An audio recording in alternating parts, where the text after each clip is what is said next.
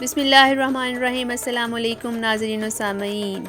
ना पकाने की झंझट ना ख़राब होने का डर। जी हाँ, आज मैं आपके साथ ऐसी ही एक चटनी की रेसिपी शेयर करूँगी जो झटपट बनने वाली है और खाने में भी बहुत मज़े की है। तो ये चटनी किस तरह से बनती है, कौन कौन सी इसमें चीज़ें जाती हैं, इसके लिए मेरी वीडियो एंड तक ज़रूर देखें।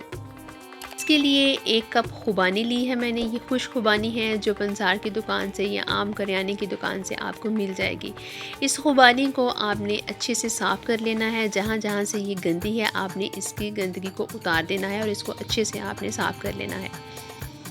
चूँकि ये खुश्क होती है और काफ़ी देर से पड़ी होती है तो इसमें बाज़ औक़ात फंगस भी लग जाता है, तो आपने तमाम इसकी जो गंदगी है वो उतारनी है और इसके बाद इसको हम पानी से वॉश करेंगे।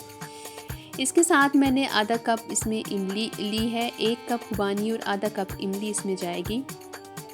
अब हम खुबानी को साफ़ कर लेते हैं। साफ़ किस तरह से करना है, आपने इसको 2-3 पानी डाल के इसको निकाल लेना है। जब तक ये क्रिस्टल क्लियर पानी हमारे सामने नहीं आ जाता हमने इसको वॉश करते रहना है, कि जिस पानी में इसको सोख करके रखना है उसी पानी को इस्तेमाल करना है और इसी से चटनी बनानी है, इसलिए इसको आपने सही से साफ़ कर लेना है। इस तरह इमली में भी हम पानी डाल के इन दोनों को रख देंगे। उबालने के मैंने 2-3 दफ़ा पानी निकाल लिया था और जब फाइनली इसमें पानी डाला है तो ये देखिए कितना क्रिस्टल क्लियर पानी है जो हमें चाहिए था। अब इन दोनों को हमने 4 घंटे के लिए सोख करके रख देना है और 4 घंटे के बाद जब हम इसको देखेंगे तो ये देखिए खुबानी अच्छे से फूल चुकी है, अच्छे से ये नरम हो चुकी है जितनी हमें चाहिए थी। इमली भी अच्छे से नरम हो चुकी है, इसको भी हमने इसी के साथ सोख करके रख दिया था। अब इसकी गुठलियाँ अलग से करेंगे और इसका पल्प हम अलग करेंगे। अब एक ब्लेंडर जार लेंगे और उसमें हम इसमें चीज़ें डालना शुरू करेंगे, जिसमें सबसे पहले खुबानी हम उसी पानी समेत इसमें डालेंगे जिसमें इसको भिगो के रखा था। इसके साथ जो इमली का पल्प है, जो गुठलियाँ अलग कर दी थी उससे जो पल्प हमें मिला था वो भी हमने इसमें डाल देना है। इसमें 1 बाय 1 हम चीज़ें डालना शुरू करेंगे और आपने इनको बड़े ध्यान से देखना है कि कौन कौन सी चीज़ें इसमें जाती हैं। तो इसमें मैंने चंद पुदीने के पत्ते लिए हैं, छोटी कलियां लहसुन की 5 अदद मैंने ली हैं, अगर बड़ी हों तो वो 2 ही काफ़ी हैं। हाफ़ टी स्पून इसमें नमक जाएगा और हाफ़ टी स्पून ही इसमें सुरख मिर्च आप ऐड करेंगे। इसके साथ इसमें साबुत काला ज़ीरा तकरीबन हाफ़ टी स्पून ही वो जाएगा। 2 से 3 टेबलस्पून आप इसमें चीनी ऐड करेंगे। मैंने 3 टेबलस्पून इसमें शुगर डाली है, क्योंकि इसको पकाना नहीं है तो इसी शुगर में इसको हमने बनाना है। इस तरह से ये सारी चीज़ें हमने इसमें डाल दी हैं।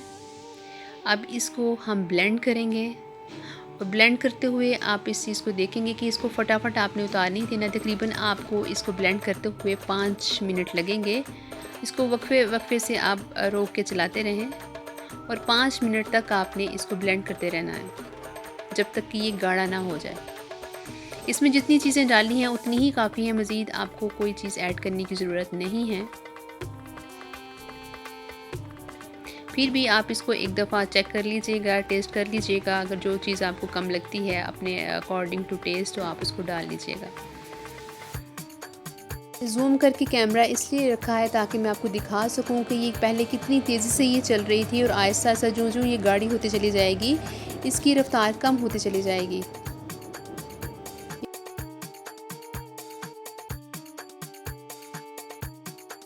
तकरीबन 4 से 5 मिनट हमें इसको ब्लेंड करने में लग गए हैं। चूँकि सोखी हुई थी तो ये देखें कितना मज़े का, कितना क्रीमी एक स्मूथ सा इसका टेक्सचर बन गया है जो एक चटनी के लिए ज़रूरी होता है। तो ये चटनी आप चाट पर डाल कर खाएँ, आप इसको स्नैक के साथ खाएँ, पकौड़ों के साथ खाएँ, समोसों के साथ खाएँ, ये बहुत मज़े की लगती है और मुझे इसका फ़ीडबैक ज़रूर दीजिएगा। अल्लाह ने चाहा तो एक नई रेसिपी के साथ आपकी खिदमत में फिर हाज़िर होंगी। तब तक अपना और अपने प्यारों का बहुत सा ख्याल रखें। अल्लाह हाफ़िज़।